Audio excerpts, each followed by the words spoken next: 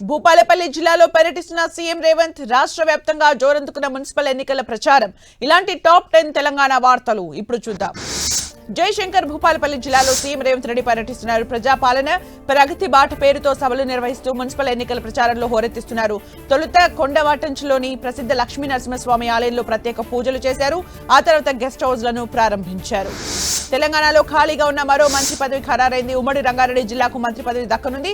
Municipal శాఖ మంత్రిని CM Revanth ఖరారు చేశారు. మాజీ ఎంపీ రంజిత్ రెడ్డికి కీలక పదవి దక్కనుంది. గతంలో చేవెళ్ల నుంచి బీఆర్ఎస్ ఎంపీగా ప్రాతినిధ్యం వహించిన రంజిత్ రెడ్డికి మంత్రి పదవి ఇవ్వనున్నట్లు పరిగి బహిరంగ సభలో సీఎం రేవంత్ స్వయంగా ప్రకటించారు. తెలంగాణలో మున్సిపాలిటీల అభివృద్ధి బీజేపీతోనే సాధ్యమవుతుందన్నారు కేంద్ర మంత్రి బండి సంజయ్. మున్సిపాలిటీల అభివృద్ధిని బీఆర్ఎస్ కాంగ్రెస్ గాలి కొదిలేశాయని ఫైర్ అయ్యారు. చొప్పదండిలో ఎన్నికల ప్రచారం నిర్వహించిన బండి సంజయ్ ఈసారి తమకు ఒక్క అవకాశం ఇవ్వాలన్నారు. మరోసారి కాంగ్రెస్ కు ఓటు వేస్తే ట్యాక్సులు పెంచి ప్రజలపై ఇంకా భారం మోపుతారని విమర్శించారు.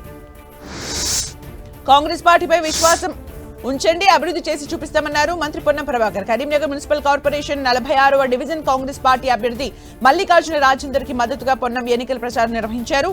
అధికారంలో ఉన్న కాంగ్రెస్ పార్టీ అభ్యర్థి మేయర్ అయితే అభివృద్ధి బాగా జరుగుతుందని ఆయన ఓటర్లకు సూచించారు. నాగర్ కర్నూలు జిల్లా కొల్లాపూర్ మున్సిపల్ ఎన్నికల్లో భాగంగా 12వ వార్డులో మంత్రి జూపల్లి కృష్ణారావు పర్యటించారు. 12వ వార్డు కాంగ్రెస్ కౌన్సిలర్ అభ్యర్థి మేకల కిషోర్ యాదవ్ ను అత్యధిక మెజార్టీతో గెలిపించాలని ప్రజలు కోరారు. అధికార కాంగ్రెస్ పార్టీ ఇచ్చిన 6 గ్యారంటీలను పూర్తి స్థాయిలో అమలు చేశామని మంత్రి వివరించారు.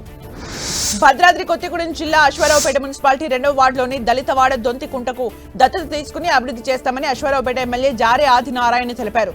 మున్సిపల్ ఎన్నికల ప్రచారంలో భాగంగా దొంతికుంటలో పర్యటించిన ఆయన అక్కడి పరిస్థితులు చూసి చలించిపోయారు. శిథిలావస్థకు చేరిన ప్రభుత్వం ఇచ్చిన కాలనీలను పరిశీలించారు. నాగర్ కర్నూలు మున్సిపాలిటీపై కాంగ్రెస్ జెండా ఎగరవేస్తామని ఎమ్మెల్యే రాజేష్ రెడ్డి ధీమా వ్యక్తం చేశారు. మున్సిపాలిటీలోని 15వ వార్డులో కాంగ్రెస్ అభ్యర్థులు ఔసియా బేగం, ఇసాక్ మద్దతుగా ఎమ్మెల్యే డాక్టర్ రాజేష్ రెడ్డి ప్రచారం నిర్వహించారు. మున్సిపల్ ఎన్నికల్లో హస్తం గుర్తుకు ఓటేసి తమ అభ్యర్థుల్ని భారీ మెజార్టీతో గెలిపించాలని ఎమ్మెల్యే రాజేష్ రెడ్డి ఓటర్లకు విజ్ఞప్తి చేశారు. మున్సిపల్ ఎన్నికల గడువు సమీపిస్తుండటంతో నేతలు ప్రచారంలో దూకుడు పెంచారు. ఓటర్లను ఆకర్షించేందుకు పడరాని పాటలు పడుతున్నారు. వరంగల్ జిల్లా వర్ధనపేట మున్సిపాలిటీలో ఎమ్మెల్యే కేఆర్ నాగరాజు డబ్బు దరువు వేస్తూ మరీ ప్రచారాన్ని హోరెత్తించారు. తీర్మాన్ డప్పు దరువుతో ఓటర్ల వద్దకు వెళ్లి ఓట్లను అభ్యర్థించారు. ఓటర్లతో కలిసి టిఫిన్ చేసి మరీ అందరి దృష్టిని ఆకర్షించారు. ఖమ్మం జిల్లా ఇల్లందు మున్సిపల్ ఎన్నికల ప్రచారంలో ఇల్లందు ఎమ్మెల్యే కోరం కనకయ్య, భద్రాచలం ఎమ్మెల్యే తెల్లం వెంకట్రావు అభ్యర్థులతో కలిసి ప్రచారం నిర్వహించారు. కాంగ్రెస్ ప్రభుత్వం పేదల సంక్షేమమే ధ్యేయంగా పనిచేస్తుందని, అందుకే పార్టీ అభ్యర్థుల్ని గెలిపించాలని కోరారు. అయితే ఎమ్మెల్యే తెల్లం వెంకట్రావు తన మెడలో కాంగ్రెస్ కండువా వేసుకోకుండానే ప్రచారం నిర్వహించారు. నిర్మల్ జిల్లా బాసర్లోని జ్ఞాన సరస్వతి అమ్మవారిని అమరావతి మాజీ ఎంపీ నవనీత్ కౌర్ దర్శించుకున్నారు.